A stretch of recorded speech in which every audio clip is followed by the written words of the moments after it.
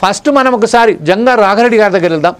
జంగా రాఘరెడ్డి గారు గతంలో ఏదైతే మినిస్టర్ అలాగే అక్కడికి సంబంధించిన స్థానిక ఎమ్మెల్యే ఏదైతే వాగ్దానం చేశారో ఆ వాగ్దానం ప్రకారం మాత్రం రైతులకు సరైన పద్ధతిలో ఆదుకుంటలేరు అనే ఒక విమర్శతోనే ఈరోజు రైతులు ఆందోళన చెందుతున్నారు. ఈ విషయంపై యాజ్ ఎ కాంగ్రెస్ పార్టీ నాయకునిగా మీరేమంటారండి? ఓకే, జమీల్ గారికి మరి టీవీ గారికి అందరికి కూడా వచ్చేసిన వీళ్ళందరికీ కూడా నమస్కారాలు తెలియజేస్తా ఉన్నా.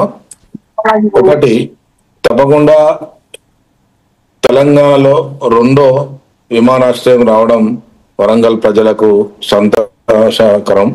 దానికి మా ముఖ్యమంత్రి గారు ఎన్నోసార్లు ప్రధానమంత్రిని కలిసి తర్వాత ఎన్నోసార్లు లెటర్లు పెట్టి రావడం జరిగింది.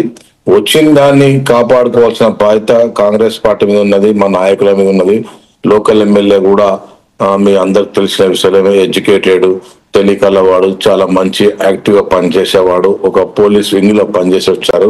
దాని అవసరం ఎంత ఉంటుందో, ప్రజలకు ఎంత అవసరం ఉంటుందో, సౌకర్యం ఎంత అవసరమో వాళ్ళకి తెలుసు. కాబట్టి తప్పకుండా ఇవి ఇప్పిస్తాం. తప్పకుండా రైతులతో కూడా ఇక్కడ ఇద్దరు ఎమ్మెల్యేలు ఉన్నారు, రేవూరు ప్రకాష్ రెడ్డి గారు ఉన్నారు, అదే విధంగా మా కేఆర్ నాగరాజు గారు ఉన్నారు, కొండ సురేఖ మంత్రి వారిలు ఉన్నారు.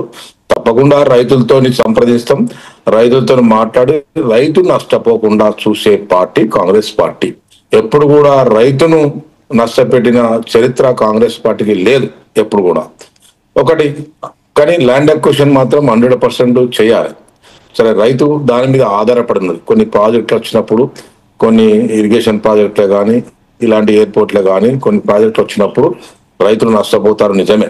కానీ దాని నష్టపరిహారం వాళ్ళకు కుటుంబం బాధపడకుండా, ఆ రైతు నష్టపోకుండా నష్టపరిహారం ఇవ్వాల్సిన అవసరం ఉన్నది. మీ అందరికి తెలిసిన విషయమే. గతంలో కూడా ల్యాండ్ పూలింగ్ యాక్ట్ వచ్చింది వరంగల్ కు, టిఆర్ఎస్ ప్రభుత్వం ఉన్నప్పుడు. దాని మీద రైతులు కూడా స్వచ్ఛందంగా వచ్చారు. దాంట్లో మేము కూడా మా మద్దతు తెలిపాం. దానికోసమే కొట్లాడిన వాళ్ళం. ఇలా రైతుకు నష్టం చేస్తామని చెప్పి ఎక్కడ లేదు.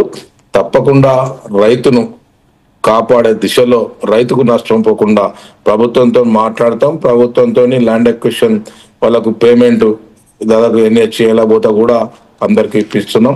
ఇప్పుడు కూడా తప్పకుండా రైతుకు నష్టపోకుండా వచ్చిన విమానాశ్రయాన్ని తప్పకుండా కాపాడుకుంటాం.